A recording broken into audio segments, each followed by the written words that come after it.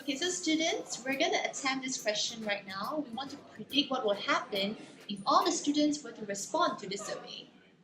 Crystal, would you like to give it a try? Um, Teacher, I don't know the answer because I don't see it on the graph. Myra, would you like to help Crystal to answer the question? Maybe pink?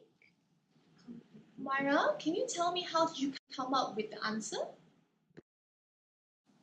I'm not sure, I just made a guess. This is a problem. I need to find a solution to solve this issue. Hello everyone and educators. Have you ever encountered a problem when teaching your students to read beyond the data in statistic lessons? Well, I have. So I've created a strategy to teach students how to predict in their lessons. And I've implemented for quite some time and students have found it effective. So I'd like to share it with you today. It's something simple and adaptable to your own lesson. So let's get started. Well, before we talk about the strategy, we want to know what it means to read beyond the data and why is it important to do so. Basically, reading beyond the data requires students to use their background knowledge to make inferences and predict based on information that is neither explicit nor obvious in a graph.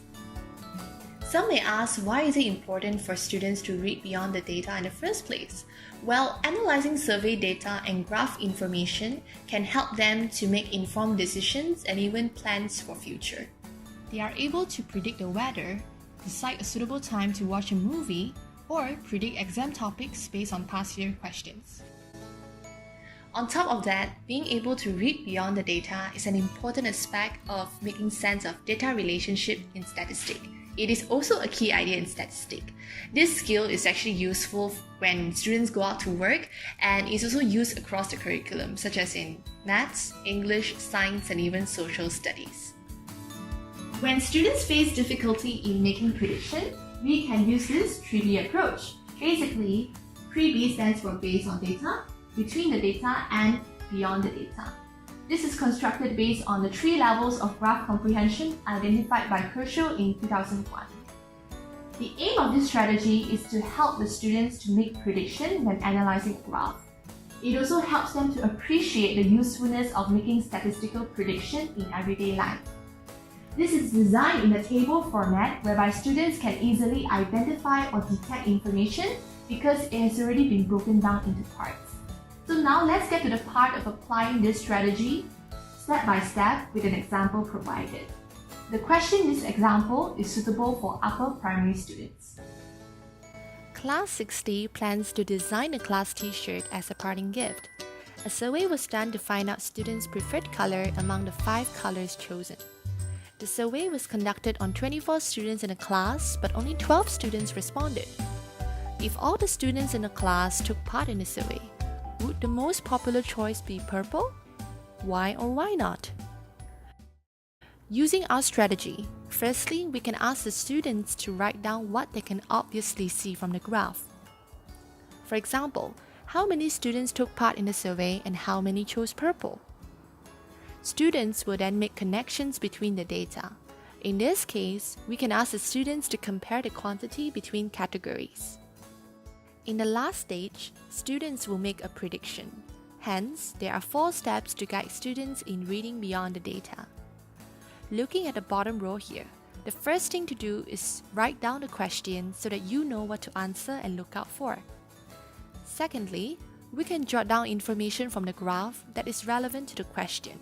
For example, most of the students chose purple as their preferred color. Based on step 2's answer, so what can be said about the obvious information that is given? Using their background knowledge, they will make meaning of step 2's answer to come up with some sort of an idea or a guess, supported by justification or explanation, and which will be helpful in answering the question. Lastly, the students will combine step 2 and 3 to form a prediction. Since there is no one right answer for step 4, hence it depends on the student's reasoning for their answer. The reasoning helps the teacher to evaluate if the students have successfully read beyond the data.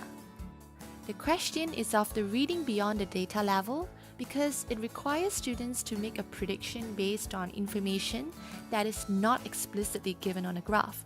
So they will need to apply their background knowledge to infer a prediction. Hope you have found this strategy useful. The link is provided in the description box below, where you can find a template for the strategy. Feel free to make amendments or adjustments for the lesson topic that you have chosen. That's the end of the video. Thank you so much for watching. This video is brought to you by Amanda, Crystal, and Umaira.